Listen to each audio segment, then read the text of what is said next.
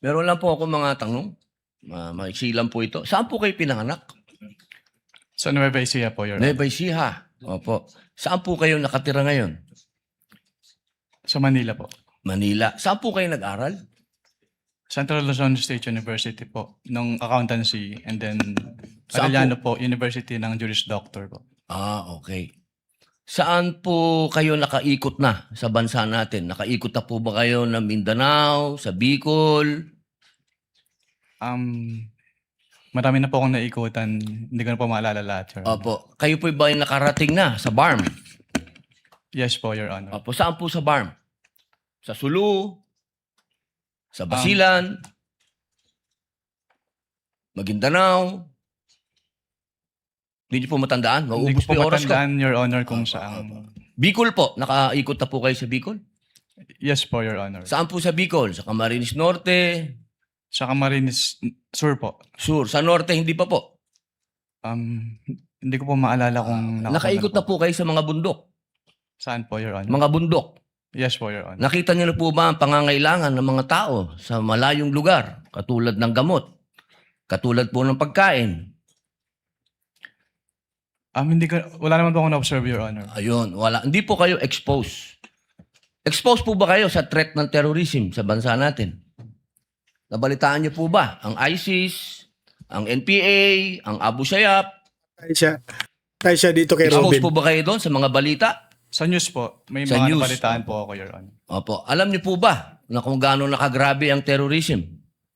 Wala po akong threshold, Your Honor, to determine that. Wala po. Pero kayo po ang humahawak ng investigasyon patungkol sa confidential fund. Tama po ba?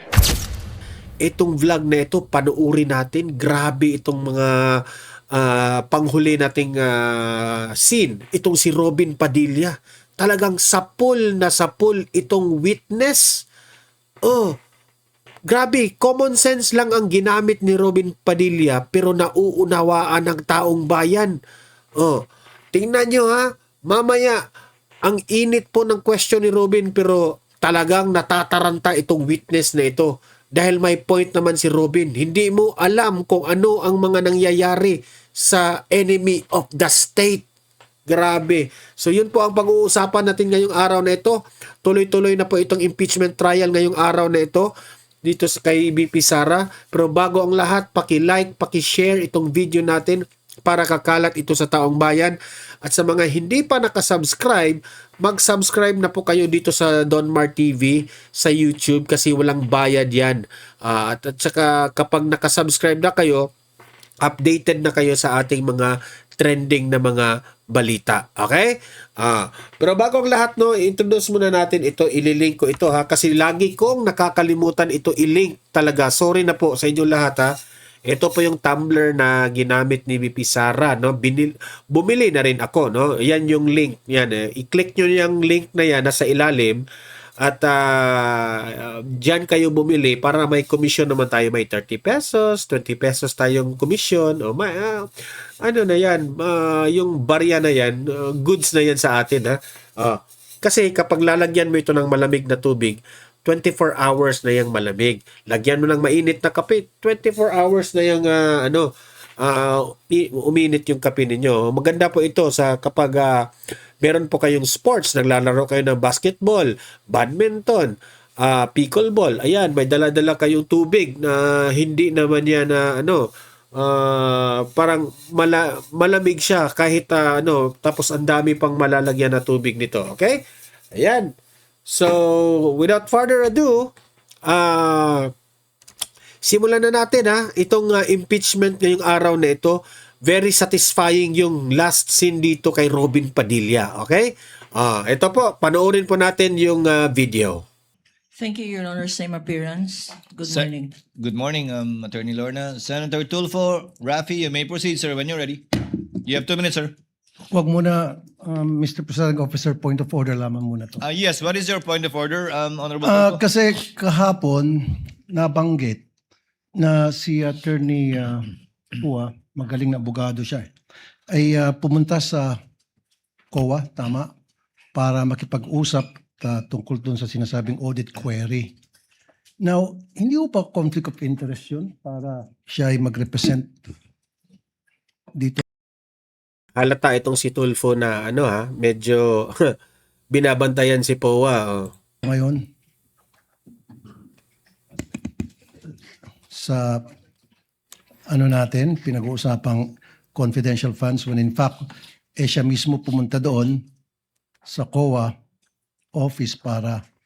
Oh, natawa na lang si POA kasi wala namang mali doon eh. What do you think, Mr. Presiding Officer?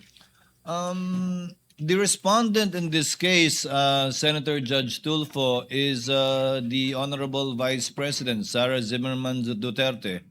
Attorney Poa, although he served under the office of the Vice President, I believe, and even under DepEd, is not a named respondent to this case, and in fact is one of the So walang mali doon? lawyers, as you can see, of the respondent. There is no, I believe there is no conflict with respect to that, given that he is not the one in trial in this case. Okay, I rest my case, Mr. Presiding Officer. Ngayon, Pwede nang simulan ni Anika. yung oras. Yes. Mr. Witness, bukod sa OVP at saka DepEd, we're talking about confidential funds, meron pa ba ibang ahensya ng pamahalaan na inaudit nyo ang kanilang confidential funds? Based on the GAA po, meron may mga other agencies na may allotment for confidential fund. Kaya nga, meron kayong mga na-audit. Yes po, Your Honor. At dito sa mga ahensyang na-audit ninyo, magkapareho bang utilization nila ng confidential funds sa OVP, DepEd under BP Sara and those agencies na inaudit nyo? Yung utilization naman po ng confidential fund ay separate and distinct for every agency since yung kanilang utilization ay based on their mandate or operations. Okay. Sila ba'y gumamit ng mga aliases, gumamit ng mga pangalan chichirya, etc.? Yan Para po sa ay kanilang mga informants? yan po ay hindi ko na ang alam ko po ay hindi ko po ma-determine based on the documents submitted since hindi naman po naka-indicate dun sa kanilang submission na yung mga pangalan na nandun ay aliases or not. Okay. Noong April 2026, nag-issue kayo ng disallowance sa OVP and its officers para at the same time ipinasusoli nyo yung parte ng confidential funds. Can you repeat your question po, Your Honor? I think that was April of 2025. Nag-issue kayo ng pinasusoli nyo ilang parte ng confidential funds ng OVP. I do not have personal knowledge na po about yan since wala na po ako sa ICFAO noong February 12, 2023 po. Okay. Anong reason ba't pinasusoli yung parte ng confidential funds na disallowed? What are the reasons? Wala po akong personal knowledge about dyan since hindi naman po ako yung nag-issue ng disallowance. Since nung na-issue po yung disallowance ay na-transfer na po ako to other agency of the COA. Okay. I think it was April 10, 2026. So wala na po kayo doon. Yes po, Your Honor. Okay. Sinabi kahapon ni Attorney Poa na binanggit niya ata yung COA circular ng 1992 if I'm not mistaken na hindi dapat banggitin yung pangalan ng mga recipient dahil for reasons of security and national security ng tao, ng recipients and national security. Would it compromise sa tingin po ninyo yung security ng informant kung hihingan nyo sila ng resibo patungkol doon sa mga gamot na natanggap nila mula sa confidential funds?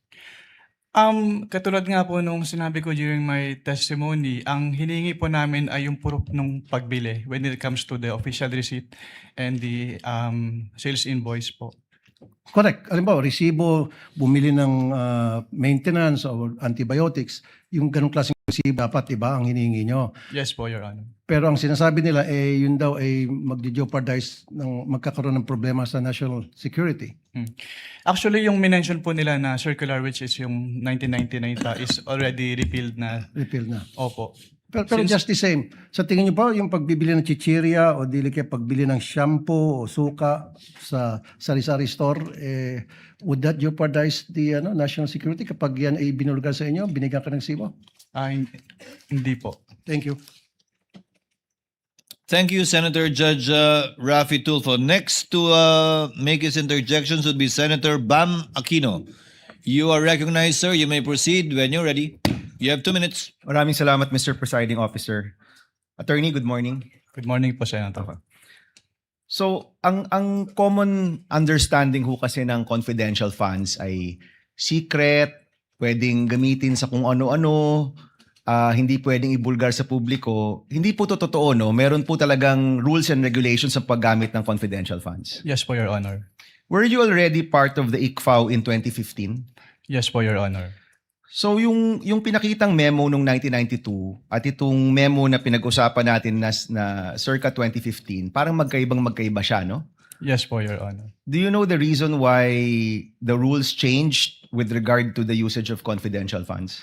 Since yung paggamit po ng confidential fund at intelligence fund ay kailangan ng strict accounting and auditing rules. So, nagkaroon po ng circular para ma-ensure na yung paggamit po ay properly accounted at hindi po magamit for personal use or misuse. Yan yung laman ng memo. Pero ang tanong ko, do you know why it was changed? Kasi parang lumalabas magkaiba yung paggamit nito. If you look at the 1992 circular, iba sa 2015. Dun po kasi sa yung circular ng 1999, walang differentiation as to the CIF po. Pero dun sa 2015-01 kasi dun na in-specify na dapat yung confidential fund ay gagamitin lang sa ganito for civilian government agencies. Yung intelligence fund ay gagamitin lang ng uniform and military personnel as well as yung mga intelligence practitioners. Kumbaga, nilinaw nung 2015 circular yung paggamit at pag-liquidate. Yes po, Your Honor. And is there a new circular after 2015 or ito pa rin yung ginagamit ninyo? Yan pa rin po yung ginagamit, Your Honor. Okay, second question. Ano ang pinagkaiba ng AR sa OR? Ang OR po kasi, ini-issue po siya ng mga pinagbilhan na BIR registered. So, yung AR naman po, yun yung ginagamit ng agency para proof na binigay nila yung payment or payment dun sa tao na naka-receive noong payment. And it seems na mas katanggap-tanggap sa inyo yung OR kesa AR. Is that correct? Depende po yan, Your Honor. Kapag purchases po kasi, kailangan po talagang OR yung ibigay sa amin kasi doon po namin tinitignan kung yung kung nag-purchase po talaga sila. Kasi official receipt, acknowledgement receipt, sabihin ng tao, pareho namang resibo, parehong receipt. Ano pinagkaiba niya? Yung acknowledgement receipt po kasi, ina-acknowledge doon nung recipient ng payment na natanggap niya yung payment. Pero yung OR po kasi, parang yun yung proof na nag-purchase si agency doon sa pinagbilhan nung item. Nung item. So pwede mong matrace. Kung OR, pwede nyong matrace. Yes po, Your Honor. Kung AR, pwede nyo po ba itong matrace o hindi na? Pag AR po kasi, kung ano lang po talaga yun nandun sa face nung document, yun lang po yung basis namin since document-based po yung audit namin. Pag AR po kasi, makikita lang po doon kung saan binili. Okay, yun lang yung information. Tsaka kung sino tumanggap. Opo, yung pinagbilan po. Okay, dito naman sa tumatanggap, no, allowed ba yung code names? Allowed ba yung alias sa inyo? Based on the provision of the joint circular, it is neither allowed nor prohibited po since silent po yung joint circular as to that.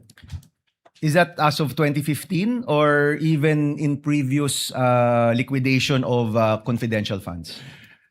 So, wala. Based on my recollection po, even yung dating circulars po, buhat nung nag-assume po ako sa ICFA, wala naman pong provision as to the use of aliases. So bawal ang paggamit ng alias.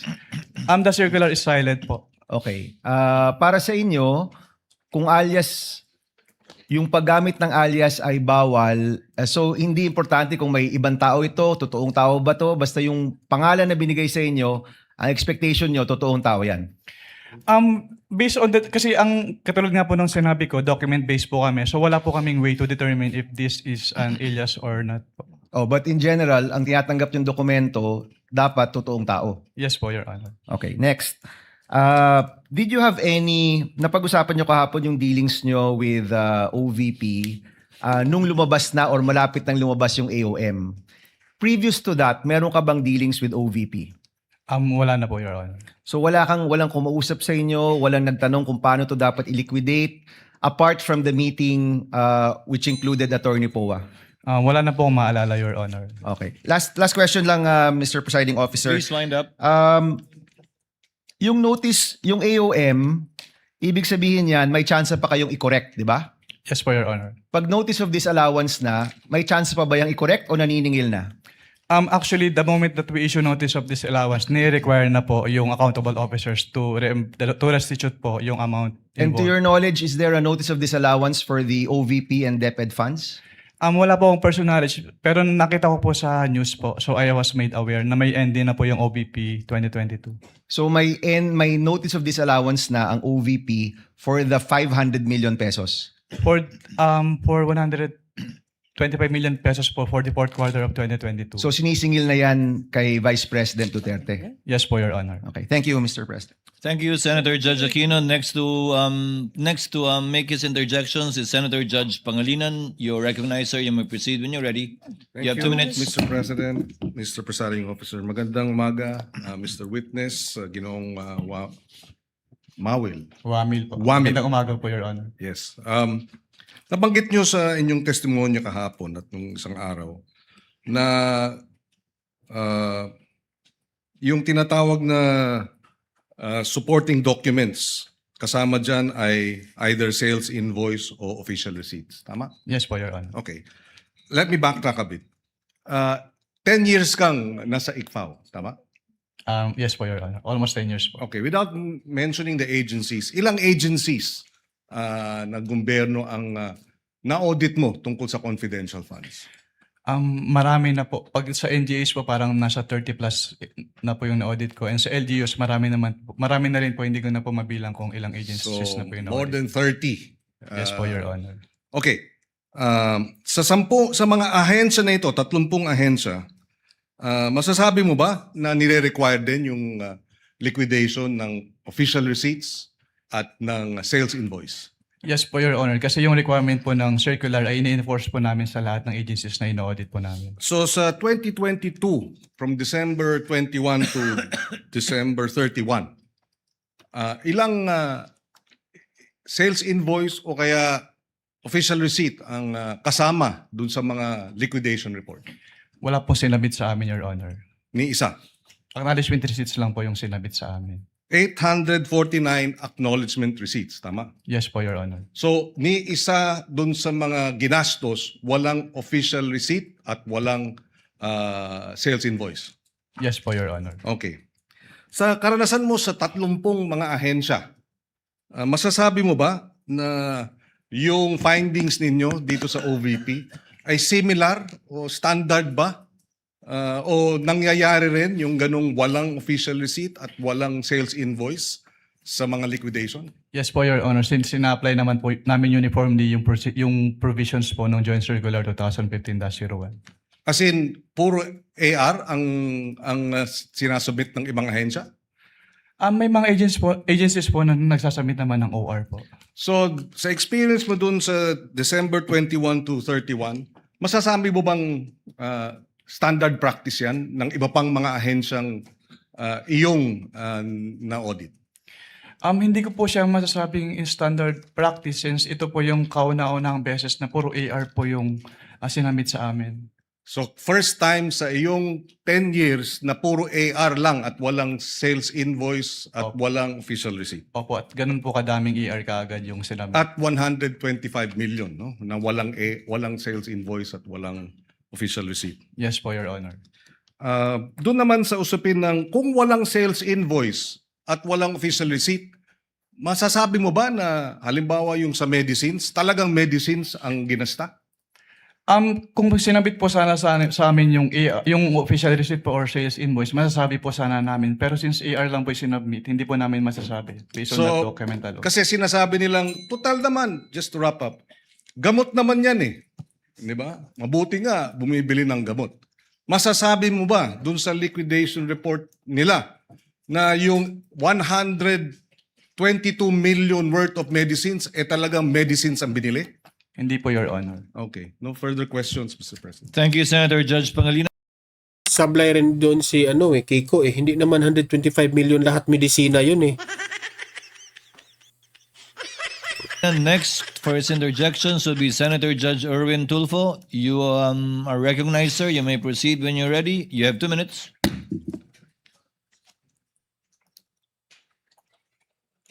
Thank you, Mr. Presiding Officer. Testigo, tama po ba ang pagkarinig ko na sinabi niyo kanina under sa COA DBM Joint Circular Number 2015-01, hindi naman kailangan ilagay ang tunay na mga pangalan ng mga intel agents or informers na tumanggap ng intel o confidential funds sa OVP tulad ni na Mary Grace Piatos, Chippy McDonald, Mickey Mouse at iba pa? Is this correct? Ang sinabi ko po, Your Honor, ay silent po yung circular as to that matter po. Silent. So po pwede. Kung when we say kasi silent, pwede. Hindi po, Your Honor. It is neither Hindi rin. allowed nor prohibited Okay. po. So, if this is not allowed or prohibited, bakit nang i-audit po ninyo ang confidential intelligence fund po ng OVP, hindi ninyo hiningi ang tunay na mga pagkakilanlan ni na Piatos, McDonald, Mickey Mouse at iba pa? Katulad nga po nung sinabi ko sa sa aking previous testimony, ang focus po ng audit namin ay compliance audit. So kung ano po yung provision ng circular, yun po yung ginagawa naming basis for our audit po. Okay, compliance. When you say compliance, ito po ba periodic or random? Yung compliance audit po kasi wala po siyang particular period kasi pag sinabing compliance audit, ine-evaluate po namin yung subject matter if it is compliant with the certain applicable laws, rules, and regulations. But I'm saying every agency na meron pong intel or confidential funds, do they have to undergo audit periodically or random lang? Dahil marami po tayong ahensya ng gobyerno na may mga intelligence confidential fund na hindi naman dapat. Ang audit po namin ay based dun sa liquidation documents po na sinasubmit nila. Pero is it periodic ba? Kailangan bawat agency na i-liquidate niya yung kanya i-audit ninyo yung kanya paggastos ng intel or confidential fund? Yes po, Your Honor. Yung kanilang kailangan... So it's periodic, it's not random. Yes po, Your Honor. Okay. Kung kaduda-duda na po ang disbursement ng OVP, obvious naman, sabi niyo po, di po ba, yung mga medicines, mga pangalan ng tao, bakit hindi po ninyo pa sinampahan ang kaso sa ombudsman ng OVP? Under our rules po, Your Honor, pwede lang namin siyang i-refer to the Office of the Ombudsman kapag nagkaroon ng final order at hindi po kinumply ni OVP yung order po. Bakit? Nasaan na po ba yung order ngayon? Ano na po ang status? Ito mga findings nyo, 2023, 2024 pa ito, 2026 na po tayo ngayon. Wala po akong personal knowledge about sa status po since hindi na po ako connected sa ICFAO. Okay, so dahil hindi ka na connected sa ICFAO, so wala ka ng pakialam kung ano na nangyari sa kaso na hinawakan mo. Is this Hindi correct? naman po sa wala akong pakialam, pero yung mga ganyang bagay po kasi ay confidential na hindi naman ina-announce sa buong COA po. Ayun. So, ibig sabihin, hindi mo na alam at hindi mo rin alam kung bakit hindi kinasuhan or ni-refer sa ombudsman itong issue na ito. Yes po, Your Honor. Thank you very much, Mr. Presiding Officer. Thank you, Senator Judge Erwin Tulfo. Next would be our distinguished Senate President, Senator Gatchalian. You are recognized, sir. You may proceed. When you're ready, you have 2 minutes. Thank you, Mr. Presiding Officer. Mr. Witness, nakita ko dito, merong 6 na AOMs na in-issue. And meron dito sa 6, non-submission of documentary evidence of payment. Ito ba ay na-fulfill ba ito after nag-issue kayo ng AOM? Based on sa mga na-issue ko po, since ang na-issue ko lang po na AOMs ay for the fourth quarter of 2022, first to second quarter of 2022 of the OBP, and first to second quarter 2022 of the OBP. Ang naabutan ko po lang po na may response na may kasamang documentary evidence of payments ay yung fourth quarter of 2022 po ng OBP. Fourth quarter of 2022. At yun, diba kasi pag nag-issue kayo ng AOM, ang sagot normally is compliance, diba? Yes po, Your Honor. Yung na-comply nila is fourth quarter of 2022 for this particular item in non-submission of DEP, documentary evidence of payment. Yes po, Your Honor. Based on my personal knowledge po. Kasi yan lang po yung naabutan. Ano yung kanilang submit para fulfill itong non-submission of DEP? Nag-submit po sila ng acknowledgement receipts po, Your Ito Honor. yung mga acknowledgement receipt na pinakita ng counsel for the prosecution. Yes po, Your Honor. Nung sinabit sa inyo itong mga acknowledgement receipts, may mga pangalan nga nasabi ng ating mga senador. Vinalidate nyo ba kung itong mga pangalan na ito ay totoo o hindi? Hindi po, Your Honor, kasi hindi po yan yung focus po ng audit namin. So sa Since inyo, what- sige, go ahead. Since what we do po is compliance audit. So ang naging focus po namin ay yung expenses po na based on the face of the acknowledgement receipts as well as yung date kung kailan binayad as well as yung amount po. Since binavalidate po namin siya based on the requirements of the Joint Circular 2015-01. Binavalidate nyo ba kung yung pangalan ay totoong tao o hindi? Hindi na po kasi hindi po yun yung focus ng audit po namin, Your Honor. Nasabi mo rin kanina sa sagot mo na neither allowed or disallowed. Tama? Neither allowed nor prohibited Or po. prohibited ang paggamit ng alias. Yes po, Your Sa Honor. ibang mga agencies na enforcement agencies, ibang government agencies na gumagamit ng alias, pinapayagan ba o hindi? Hindi naman po namin ma-determine based on the documents alone kung alias or not kasi wala naman po silang ina-attach na document na nagsasabing alias po yung nakalagay doon sa kanilang resibo. Meron bang mga agencies na gumagamit ng alias? Katulad po ng nasabi ko, Your Honor, hindi po namin ma-determine based on the document alone kung alias ba yun or not. Lalo na sa mga informant agencies yung gumagamit ng intelligence funds. I would assume na may mga cases na gumagamit sila ng aliases dahil nga mga informants. Meron ka bang ganyan na experience na sinabi sa inyo ng agencies na hindi nila ma-reveal yung totoong pangalan? Dahil hindi naman prohibited, di ba? Opo, wala pa naman po akong experience, Your Honor. So lahat ng mga ARs na merong ganitong source of information, totoong pangalan ang sinasabit nila. Hindi, katulad po ng nasabi ko, wala po kaming way to determine since nakabase lang po kami on the face of the document as submitted po. Okay, yung sa ibang mga agencies na nagsasubmit ng mga ganitong rewards, no, nagbibigay ng information and rewards. Nakita ko dito merong rewards for medicine, rewards for various supplies. Ano siya, cash or medicine or in kind ang ibinibigay? Based on those documents po, since nakalagay close and open parenthesis medicine, so medicine po yung binigay. And then yung isa po, payment of rewards, close and open parenthesis various goods. So various goods po yung binigay, Your Honor. So ang ibig sabihin, may reward sila, hindi cash ang binigay, medicines at various supplies. Based on the acknowledgement receipts po, yes po, Your Honor. And that is allowed. The joint circular naman po is, wala naman po siyang naka-specify kung paano nila babayaran yung rewards as long as yung requirements po nung circular ay fulfilled po. All right. Thank you. Thank you, Mr. Presiding Officer. Thank you, Mr. Senate President. Next, for its interjections would be Senator Judge Joel Villanueva. You are recognized, sir. You may proceed when you're ready. You have 2 minutes. Thank you, Mr. President. Mr. Witness, are you aware of ESI 100?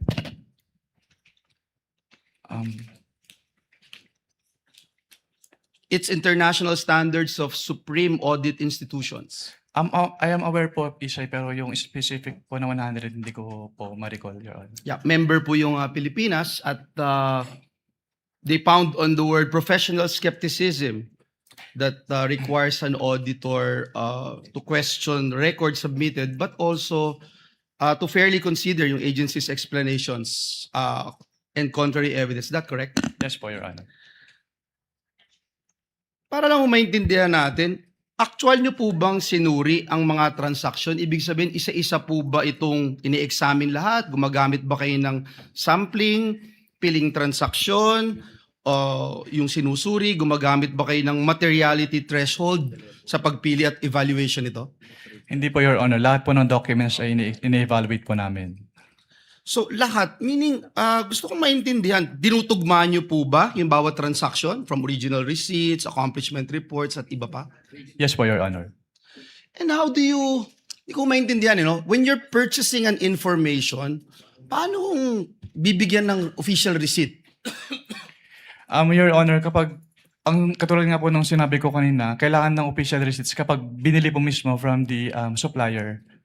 So, ibig sabihin sa supplier lang. Sa tao, hindi kailangan ng resibo. Yes po, Your Honor. Malinaw po yun. Pag sinabi pong resibo, OR po. Pero pag purchase of information, inaalaw po namin yung acknowledgement receipt po. So, you allow acknowledgement receipt. Dahil information yung binili, wala namang industriya na nagbibigay ng resibo for information that they're selling. Yes po, Your Honor.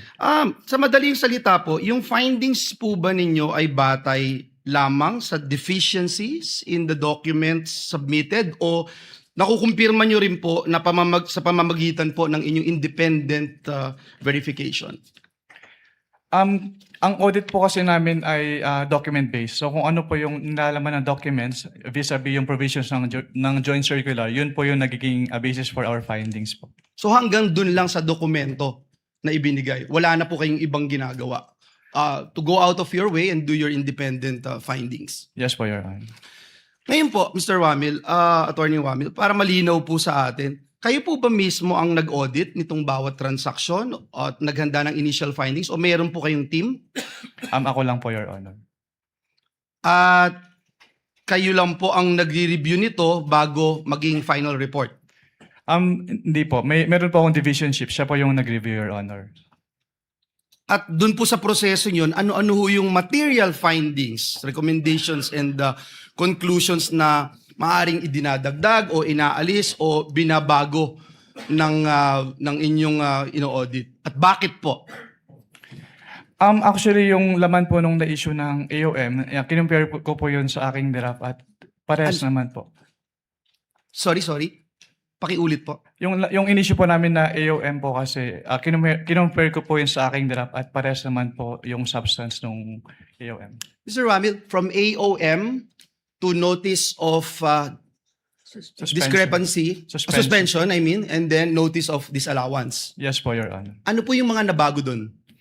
Kapag AOM po kasi, parang nire-require po namin, based on the joint circular. Sir, ang question ko po, ano po yung nabago? Ibig sabihin from AOM, nabago po, di ba? Kasi binanggit nyo sa kanila, ito yung hinahanap namin. Yes, Wala pa rin po. Nag-issue na ho kayo. Sa pangalawang stage, nag-issue na po kayo ng notice of suspension.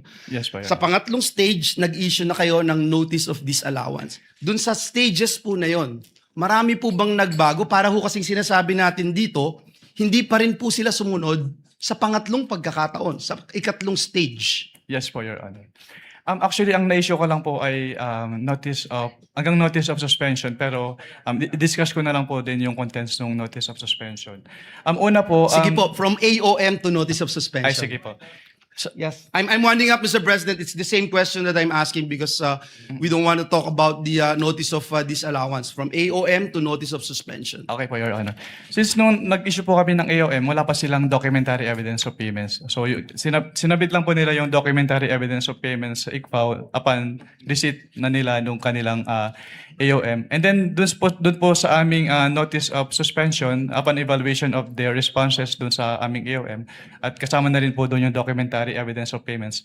So, dun na po namin nakita yung mga payment of rewards na cash, medicines, and in various goods. Tapos, nakita din po namin yung mga purchases nila na walang official receipts or sales invoice na supporting document. And then, yung mga date po ng payment ng kanilang acknowledgement receipts ay naka-date po ng December 2023 at yung iba po ay walang date. And then, Your Honor, may I be allowed po to refer to the NS for the...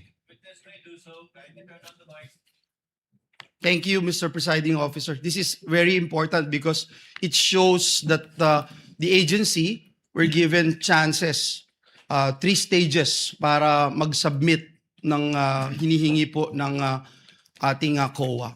Kindly wind up, Senator Yes, Judge this is the last Villanueva. question, Mr. Presiding Officer. Thank you.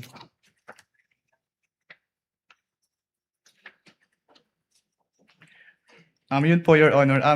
Doon po sa NS po namin, nagkaroon din po kami ng findings na mas malaki yung amount nung kanilang expenditure based on the acknowledgement receipts compared to the accomplishment report ng 150. Which was not present in the AOM.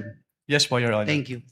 Salamat po, Mr. President. Thank you, Senator Judge Villanueva. Senator Judge Risa Ontiveros is recognized. You may proceed, ma'am, when you're ready. You have 2 minutes.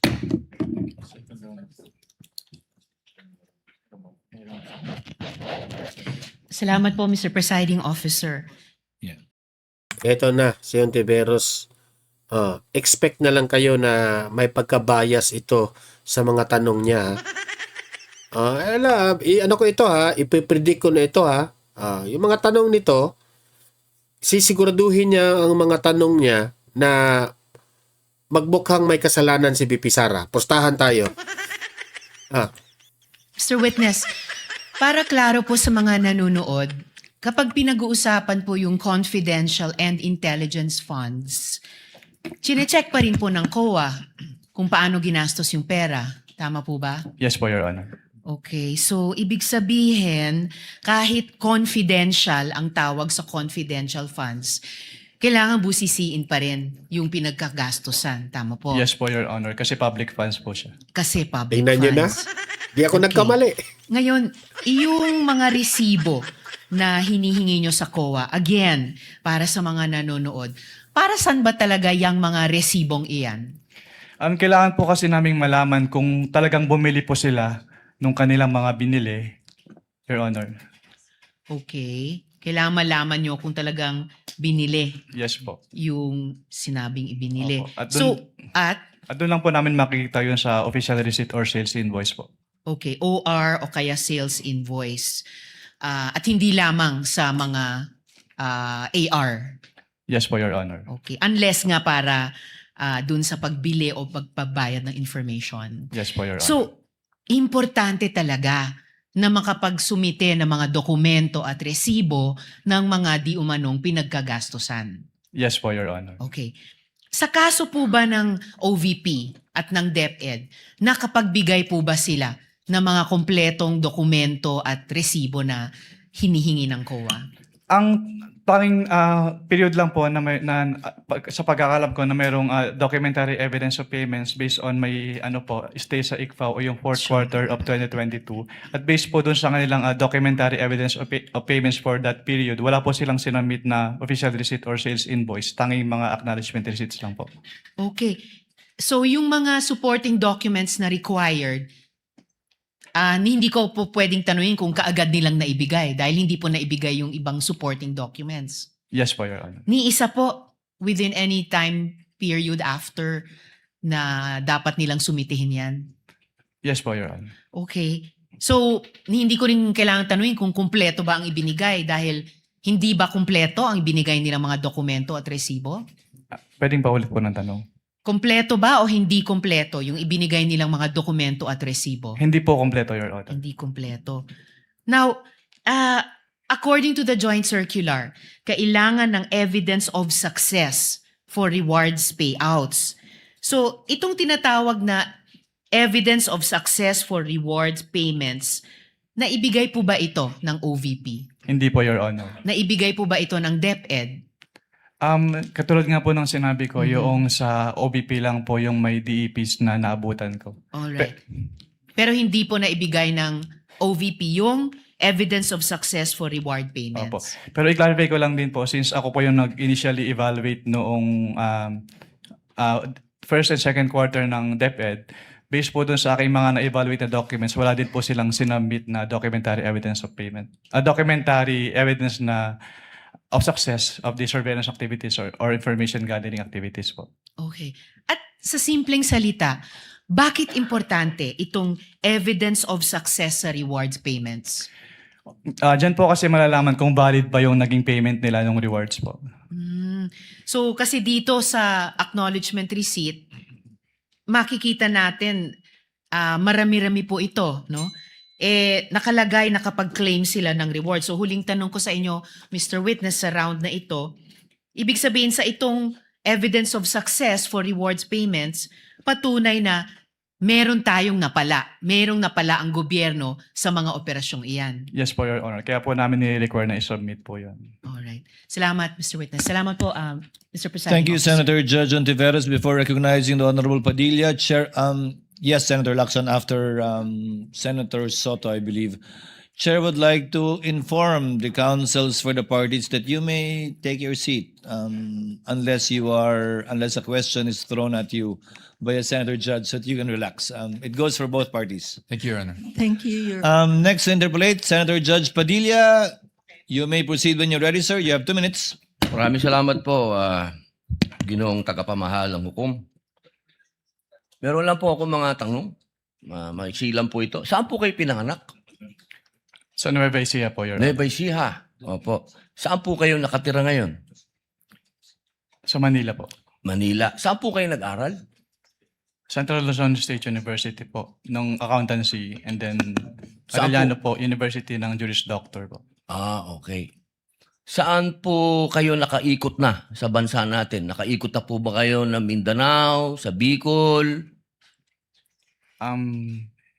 Marami na po akong naikutan, hindi ko na po maalala lahat, Your Honor. Opo. Kayo po ba yung nakarating na sa BARM?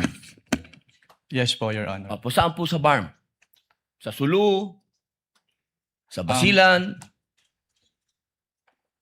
Maguindanao? Hindi niyo po matandaan? Hindi Maubos ko po po yung oras ko. matandaan, Your Honor, kung saan. Bicol po. Nakaikot na po kayo sa Bicol? Yes po, Your Honor. Saan po sa Bicol? Sa Camarines Norte? Sa Camarines Sur po. Sur? Sa Norte, hindi pa po. Hindi ko po maalala kung Nakaikot na po kayo sa mga bundok. Saan po, Your Honor? Mga bundok. Yes po, Your Honor. Nakita niyo na po ba ang pangangailangan ng mga tao sa malayong lugar? Katulad ng gamot. Katulad po ng pagkain. Wala naman po akong na-observe, Your Honor. Ayun, wala. Hindi po kayo exposed. Exposed po ba kayo sa threat ng terrorism sa bansa natin? Nabalitaan niyo po ba ang ISIS, ang NPA, ang Abu Sayyaf? Tayo siya dito kay Exposed Robin. po ba kayo doon sa mga balita? Sa news po, may Sa mga news. nabalitaan po ako, Your Honor. Opo. Alam niyo po ba na kung gaano nakagrabe ang terrorism? Wala po akong threshold, Your Honor, to determine that. Wala po. Pero kayo po ang humahawak ng investigasyon patungkol sa confidential fund. Tama po ba? Hindi po siya investigation, evaluation po. Evaluation. Nako, tama-tama. Ibig po sabihin, kahapon po, sinabi Sunog. ninyo na gumawa lang kayo ng preliminary investigation. Tama po ba? Preliminary inquiry. Hindi po, part po siya ng process namin na mag-issue po kami ng AOM. Opo. So, ibig po sabihin, kahapon kasi narinig ko parang yung ginawa nyo, preliminary lang. Yung AOM po, preliminary lang. Opo. Hindi po yun konklusyon. Teka dyan. Kung ang tinutukoy niyo po Ang galing ni yung- Robin. Meron po kasing provision as to the joint circular as to tinatawag na prima facie. Pakisagot na lang po kung conclusion ba po yun? Final? Hindi po kasi we require So, hindi them- po final. Based Boss, on the AOM konti lang po oras ko, hindi po final. Sa AOM po, yung AOM po hindi pa final. Hindi po final. Opo. Kayo po ba Grabe. ay naniniwala na ang mga confidential agent dapat magpakilala? Sabihin ng kanilang mga totoong pangalan? Ang wala pong provision as to that po sa joint circular, Your Honor. Opo. Kayo po mismo, palagay niyo po, sa personal po ninyong pagkakaintindi, ang mga confidential agent dapat po bang magpakilala? Since that calls for an opinion, hindi po ako authorized to express that, Your Honor. Ano pong definition niya ng confidential? Based on the joint circular po, ang confidential expenses ay yung... Hindi po expenses, confidential lang po. Bilang kayo po ay abogado, ano pong pagkakaintindi niyo sa confidential? classified po, Your Honor. Okay. Boss, sa next na lang po akong round. Thank you, Senator Salamat Judge po. Padilla. You may avail of the Grabe second si round. Robin. Next would be Senator Judge Palakpakan. Marcos. You are Grabe si recognized, ma'am. Robin. You may proceed when you're ready. You have 2 minutes. Yan. So, ayun, no? Satisfied na satisfied tayo doon sa ginawa ni Robin Padilla. Grabe si Robin magtanong. Talagang sapul na sapul ni Robin yung mga tanong, di ba? Kahit hindi mo na i-analyze ng mabuti, yung mga tanong ni Robin, makukuha mo, magigets mo, may common sense. Grabe. Di ba? So, ayan ha, sa mga audience ko dito sa Donmar TV, libre po kayong mag-comment, mag-react sa inyong opinion, anong masasabi nyo, at atin po niyang babasahin. Okay? Sa mga hindi pa nakasubscribe dito, mag-subscribe na po kayo para lagi kayong updated. Okay? See you in my next video. Have a great day. Have a great night. God bless po sa ating lahat. Mabuhay ang ating bansa. God bless everyone. And bye-bye.